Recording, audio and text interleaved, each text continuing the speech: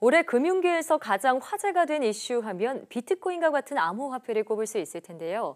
이와 함께 우리에게 잘 알려진 기술이 있죠. 바로 블록체인입니다. 네, 암호화폐의 바탕이자 4차 산업혁명 시대의 핵심 기술로 꼽히는 블록체인 기술은 지금까지도 여러 분야에서 주목받고 있는데요.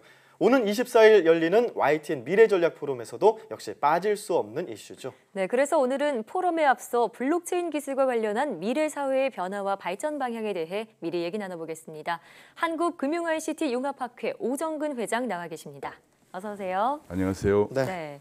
자, 이번 포럼에서 블록체인 주제로 발표하신다고 들었는데요. 어떤 내용을 공개하실지 살짝만 소개해 주신다면요. 네, 그렇습니다. 이제 블록체인이 가져올 미래 해가지고 앞으로 블록체인이라는 기술이 가져오는 우리의 미래 생활이 어떻게 바뀔 것인가 하는 것을 간단히 얘기하려고 하는데요. 네. 예를 들면 월드 에코노믹 포럼에서 얘기하는 거 보면 2025년 정도 되면은 거의 우리가 대부분이 암호화폐를 사용하게 될 것이다. 2025년이면 얼마 남지 않았죠? 얼마 남지 않았죠. 그런 얘기까지 할 정도니까 앞으로 다가올 블록체인과 암호화폐가 가져올 우리의 미래의 변화에 대해서 말씀드릴 계획입니다. 네, 미래 변화, 그러니까 변화에 적응하기 위해서 이런 것들이 꼭 대비가 필요하다 이런 말씀을 해주실 것으로 보이는데요.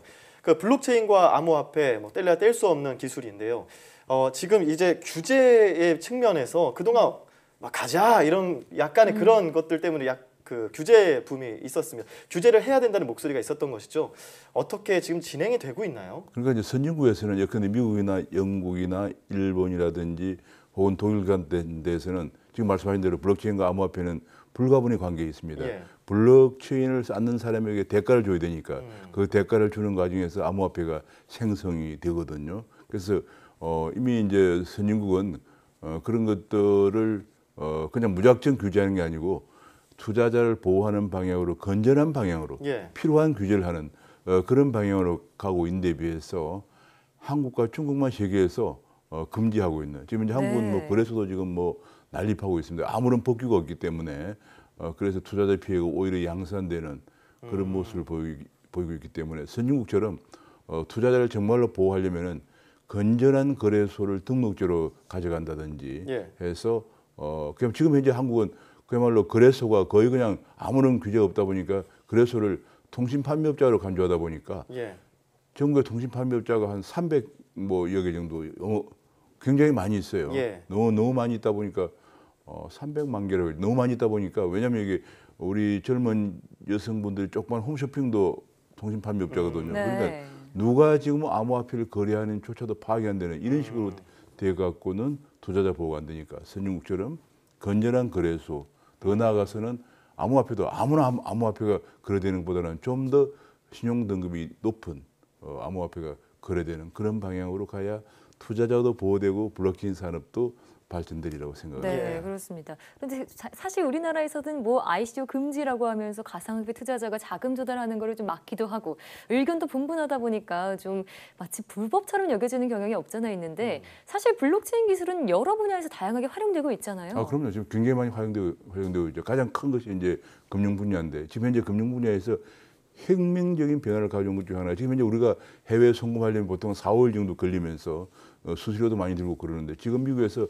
금년 하반기부터 상용화 될 것으로 이미 얘기하고 있는데 바로 리얼타임으로 송금이 되면서 송금 수수료도 10분의 1 이하로 낮아지는 그러면서도 보안성과 투명성이 보장되는 블록체인 기반 송금이 이제 이미 개발돼 있고 그 외에도 뭐 중국에서는 지금 중국 사람들이 많이 먹는 돼지고기가 어디서 생산돼서 어디서 유통 과정에서 문제가 될 수도 있는 거니까 그런 그 유통 과정을 전 과정을 다 추적하는. 그러니까 블록체인이랑 서로 연결되어 있기 때문에 이게 추적이 가능하다는. 그렇습니다. 그리고 또 해외에서는 뭐 예컨대 다이아몬드 같은 것도 위조 가능성이 있거든요. 그러나 그것이 어느 단계까지 전부 단계가 다 추정이 되고 지금 현재 뭐 어디서 운송 중이다, 보관 중이다 그런까지 다 추적이 되는 시스템을 개발하고 있고요. 앞으로는 이제 부동산 거래 우리가 하려면 등기 같은 걸 하게 되죠. 그런 것도 전부 다 이제 블록체인 하니까. 부동산 등기가 필요 없어져요. 왜냐하면 블록체인이라는 게 완벽하게 보안성과 투명성, 신뢰성을 보장해 주기 때문에 이제는 등기소에 갈 필요가 없어지는 오히려요. 그런 시대가 되는 일종의 그걸 우리가 스마트 계약이라고 그래요. 완전히 스마트 계약으로 블록체인으로 계약하기 때문에 그야말로 우리의 인류 생활이 혁명적인 변화를 가져올 것이다. 그런 전망을 하고 있습니다. 네, 지금 말씀만 들으면은 뭐 블록체인이 안 쓰이는 게 없을 정도로 다양한 분야에서 어찌됐든 지금 현재 쓰이고 있는데 그런데 이 블록체인 기술에 대한 어떤 의구심 같은 것도 있어요. 그런데 최근에 이런 투명한 투표를 해야 되는 선거에서 블록체인을 쓰는 사례가 있었다고. 네, 그렇습니다. 가장 먼저 이제 그걸 얘기한 데가 에스토니아인데 에스토니아이 2014년부터 블록체인 기술을 이용해서 한마디로 우리나라 지금 주민등록증 같은 건데 이레지던시라는 등록증 시민권을 발급했거든요. 네. 그게 어디에 쓰느냐? 투표에 쓰이거든요. 그것만 가지면 이제 블록체인을 통해 투표를 하니까 말하자면 완벽한 직접 민주주의가 블록체인으로 가능하다. 얼마 전에 우리나라 모 정당에서 무슨 이제 모바일 폰으로 하다가 그것을 뭐 그냥 본인이 아니다 난리 핀 적이 있습니다. 그런 거 없이 완벽하게 본인이 입증돼 오히려 블록체인이 더 투명할 수 있다는 거죠. 그런 것이 이제 도입되었고 그래서 지금 이제 호주라든지 혹은 스페인이라든지 덴마크 같은데 일부 정당들은 정당 내에 예컨대 대선 후보라든지 국회의원 후보라든지 이런 걸 선출할 때 블록체인 기반 투표를 통해서 하는 그런 사례도 점점 증가하고 있습니다. 그렇군요. 우리나라도 6.13 지방선거를 앞두고 있는데 언젠가는 투표 현장에서 블록체인 기술을 볼 수 있는 날이 올 수도 있겠네요.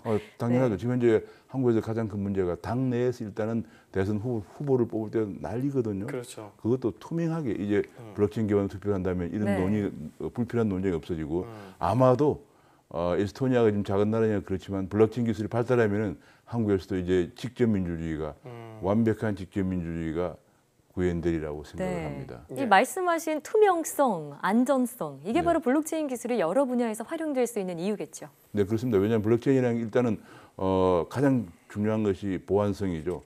지금 이제 우리가 뭐 여러 이제 스마트 홈이라든지 스마트 팩토리라든지 이런 게 다 연결돼서 앞으로 전 도시가 연결되는 스마트 시티가 되는데 그럴 때 누가 해킹을 하면 큰 사고가 발생할 수 있거든요. 거기에 완벽하게 이제 블록체인이 들어가면 보안성이 보장되고 또 바꿀 수가 없기 때문에 투명하고 신뢰가 보장되는.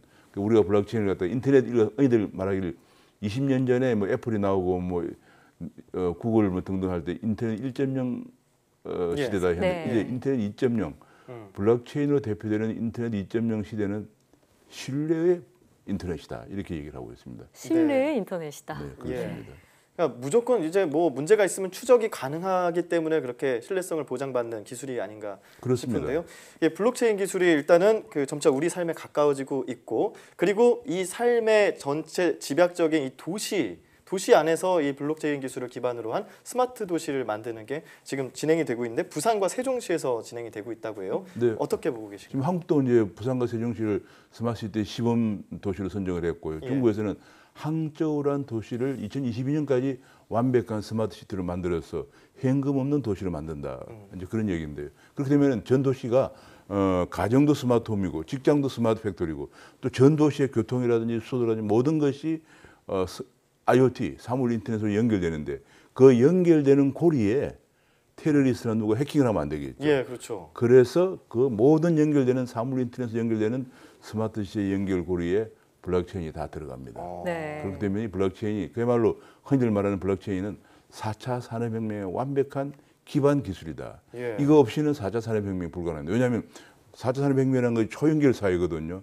사물 인터넷으로 연결된 초연결 사회인데 여기에 누가 테러를 하거나 그러면 큰 문제가 생기니까 도시 같은 거 누가 정말 가스라든지 이런 거 테러하면 큰일 나죠. 그래서 그런 것 때문에 그 모든 4차 산업혁명의 초연결 혁명의 연결고리에 블록체인이 다 들어가게 됩니다. 네. 지금 저희와 이 짧은 대담을 나누었지만 이 블록체인에 대한 오해와 진실이 좀 풀리셨지 않을까 싶은데요.